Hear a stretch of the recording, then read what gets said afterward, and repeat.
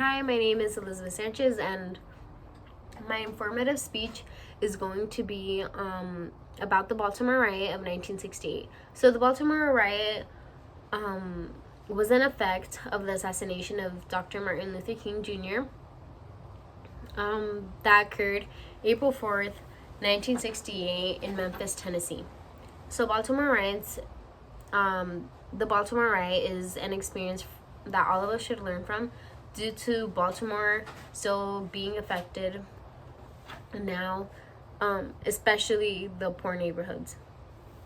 I have researched this event for several hours and have looked at reliable sources which establish specifically what had happened in the Baltimore Riot of 1968.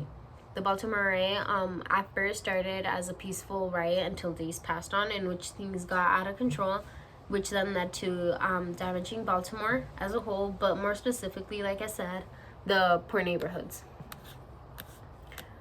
The Baltimore Riot of 1968 was due to the assassination of Dr. Martin Luther King Jr., but it also brought many casualties along the way, which were deaths, arrests, injuries,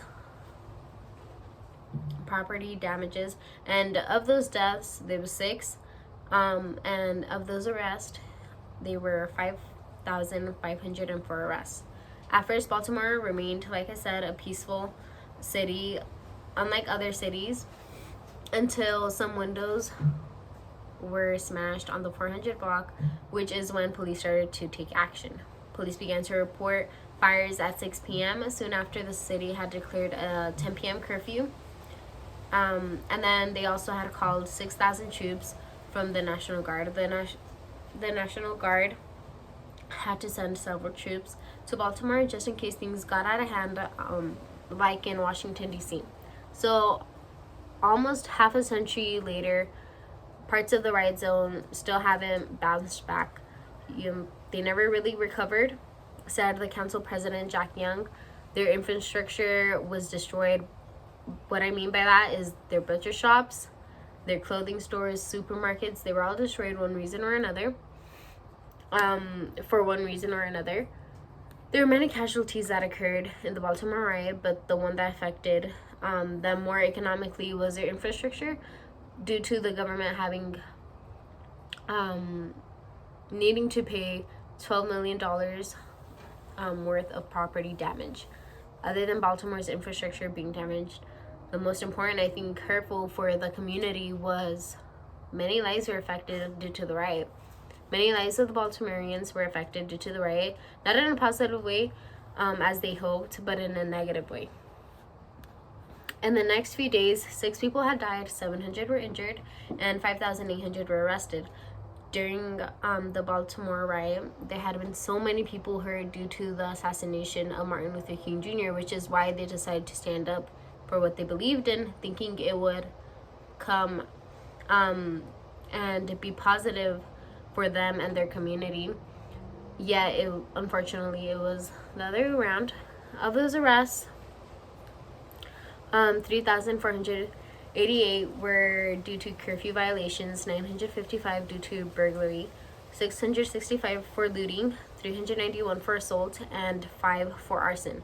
This shows that, like, the Baltimore community, the reason most of them, as you can see, were arrested was because they did not follow the law of staying at home at 10 p.m. due to that being their curfew, which also explains why the United States had brought the National Guard, the National Guard had brought 6,000 troops into Baltimore to control all the chaos that was going on. Thousands of lives were affected because of the Baltimore Riot of 1968, which is why after all the arrests, deaths, fires that broke out, the community came out united and as a whole decided to minimize the violence. After 2 days of severe violence, Baltimore's community had minimized its violence, which then led to troops deciding to leave Baltimore. Task Force Baltimore peaked at 11,570 Army and National Guard troops on April 9, and of those, only 500 were to control the riot. April 9 of 1968 was the start of an end of the troops surrounding Baltimore because of the riot which had occurred April 6th. Early on April 12th, federal troops began to depart, and by 6 p.m. that evening, responsibility for riot control returned to the National Guard. At midnight, Task Force Baltimore ceased to exist, and the remainder of the federal troops had withdrawn.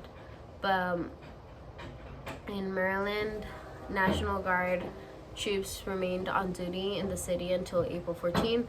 Then, in the Maryland governor, Spiro Agnew, then had declared and commanded the troops to return home.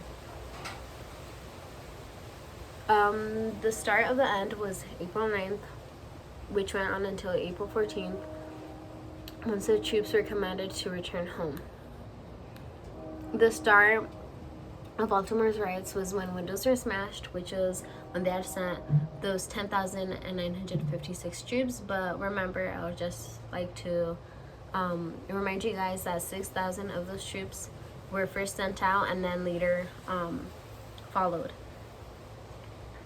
So they can stop the violence. Due to the violence, thousands of lives were affected, whether they were arrested, killed, or injured. Finally, the violence then came to an end, officially April 14th, which then let the troops go back to their homes. Although Baltimore's riots of 1968 had stopped, that does not mean that Baltimore still doesn't suffer the consequences that had taken place in 1968. The Baltimore riot of 1968 led to deaths, arrests, injuries, and infrastructures being destroyed, which till this day is still going on.